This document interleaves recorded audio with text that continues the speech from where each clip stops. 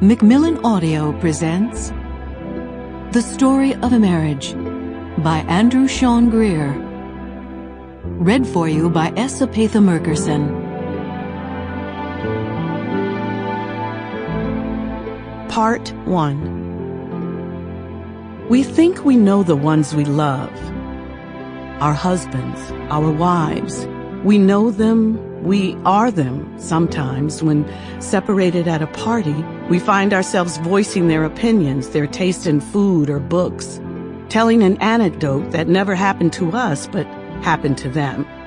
We watch their tics of conversation, of driving and dressing, how they touch a sugar cube to their coffee and stare as it turns white to brown, then drop it, satisfied, into the cup. I watched my own husband do that every morning. I was a vigilant wife. We think we know them. We think we love them. But what we love turns out to be a poor translation, a translation we ourselves have made from a language we barely know. We try to get past it to the original, but we never can. We have seen it all. But what have we really understood? One morning we awaken. Beside us, that familiar sleeping body in the bed, a new kind of stranger. For me, it came in 1953. That was when I stood in my house and saw a creature merely bewitched with my husband's face.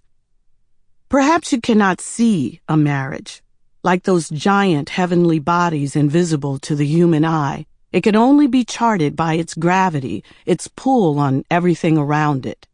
That is how I think of it.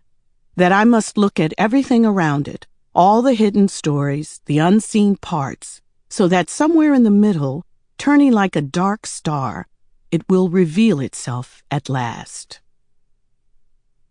The story of how I met my husband, even that's not simple. We met twice, once in our Kentucky hometown and once on a beach in San Francisco. It was a joke for our whole marriage that we were strangers twice.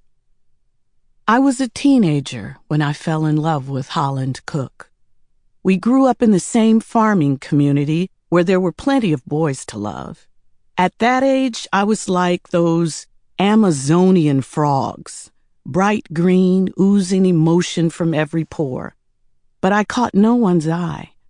Other girls had boys falling over them.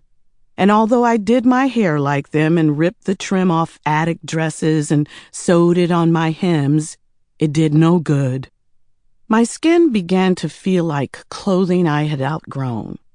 I saw myself as tall and gawky, and as no one ever told me I was beautiful, neither my mother nor my disapproving father, I decided that I must be plain. So when a boy came along who actually met my eyes, who showed up along my walk from school and got himself invited in for a slice of bread, I didn't know what to make of him. I could tell he wanted something. For some reason, I thought it was help on his schoolwork. So I always went to great pains to hide my notebooks and not sit next to him in class. I wouldn't be used like a crib sheet. But of course, that wasn't what he wanted.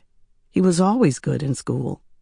He never said what he wanted. In fact, not in all the years I knew him. But you do not judge a man by what he says. You judge him by what he does. And one clear, bright night in May, when we walked by the strawberry patch, he held my hand all the way to Childress. That's all it took, just the briefest touch in those days, when I wore my nerves outside my skin like lace. Of course, I lost my heart. I was there with Holland in World War II. He loved that I talked like a book and not like any of the other girls. And when the time finally came for him to go into the army, I watched him step onto that bus and head to war. It was a lonely grief for a young girl. It never occurred to me that I could leave as well. Not until a government man walked up to our house and asked for me by name. I tromped down in my faded sundress to find a very ruddy and clean-shaven man wearing a lapel pin of the Statue of Liberty. Sample complete. Ready to continue?